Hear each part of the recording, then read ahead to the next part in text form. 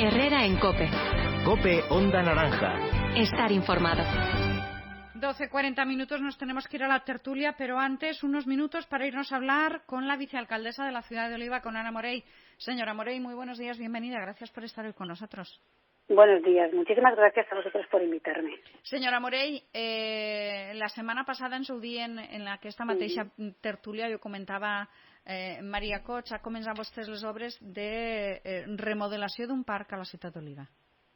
Sí, efectivament, ja en esta legislatura nosaltres ens vam proposar des de l'àrea de parcs i jardins intentar invertir per a millorar els parcs de la nostra ciutat.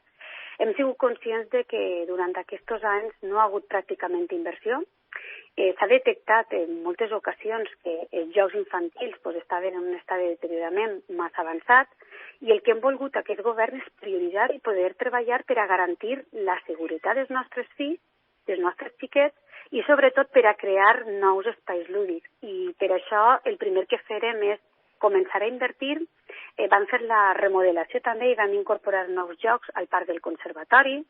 Vam també canviar les valles de protecció del parc de l'estació, també del parc de Riuer de Frares, i ara començava també la remodelació del parc del sector 15, del passeig Gregori Maians, perquè estava en un estat molt lamentable i al final, Carmen, el que hem volgut en aquesta inversió, este parc tenia una peculiaritat i era que part del parc invadia la zona central del passeig. I era una reivindicació dels vianants, és que al final es produïa un embotellament, un coll de botella, que feia que els vianants no pogueren passar, perquè entre les terrasses i el parc impedia l'accés dels vianants. I el que hem fet és eliminar el passeig, despejar el que és el passeig central i hem traslladat un poc el parc a la zona jardinada.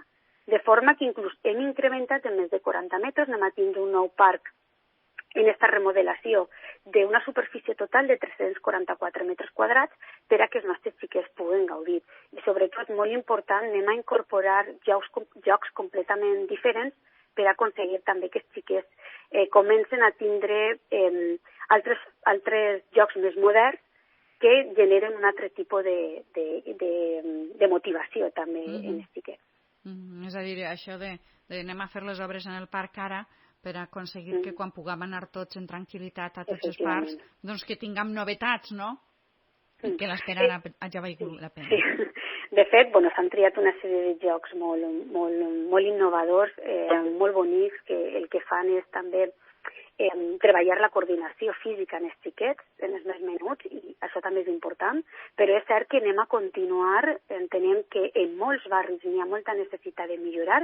També és cert que ja ahir es va dictaminar en la Comissió d'Hisenda destinar també inversions, diners per a millorar el parc de Sant Vicenç, que està en un estat lamentable, i també anem a invertir en aquest parc i també anem a seguir també en el parc del Sant Francesc, i en la prolongació del carrer Santa Cecília també anem a invertir en la millora d'aquest parc i anem a crear un espai biosaludable també per a la nostra gent gran i zones de calistènia per als nostres joves.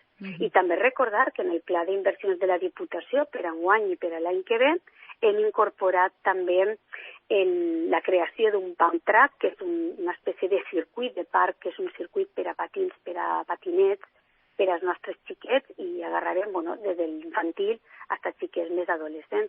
I també la modificació de crèdit que hem iniciat, que anirà a plenari aquesta setmana, també s'ha projectat la creació d'una zona d'skate en el nostre poliesportiu, perquè entenem que a Oliva li fan falta espais recreatius per als nostres menuts, per als nostres adolescents, i estem, el nostre full de ruta, el nostre full de treball és aconseguir en aquesta legislatura que els parcs de la nostra ciutat estiguen en les millors condicions. I ho has dit bé, ara és cert que la situació de la crisi sanitària ha provocat que tinguin que tancar els parcs per a controlar la transmissió, però és cert que passarà, aquesta situació passarà, i els nostres parcs, quan tornen a obrir, estiguen en les millors condicions. Sí, perquè a la fi és això que estem dient, no?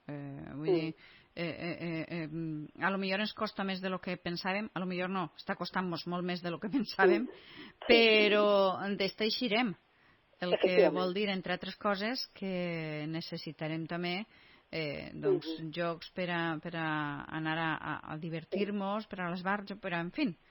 Sí. Per a tindre una miqueta de recuperar aquesta normalitat que tant trobem a faltar. Així és que... I nosaltres, els governs, hem de treballar en aquesta línia. Aquesta situació la superarem, de segur, anem a superar-la. És cert que està allargant-se més del que ens agradaria, però és cert que des dels governs tenim que continuar apostant, invertint per la nostra ciutat, millorar les infraestructures de la nostra ciutat, i a pesar de que destinem molts recursos a la lluita contra la Covid-19, tampoc volem sacrificar el nostre treball i volem continuar millorant la nostra ciutat. I aquest també és un esforç i un compromís del govern d'Oliva, i és continuar invertint en la nostra ciutat. Doncs, en això estarem. Anna Morell, moltes gràcies per haver estat avui amb nosaltres i moltes gràcies per haver-nos contat. Moltíssimes gràcies a vosaltres. Y ahora sí, nos vamos rápido, un breve alto en el camino, que tenemos...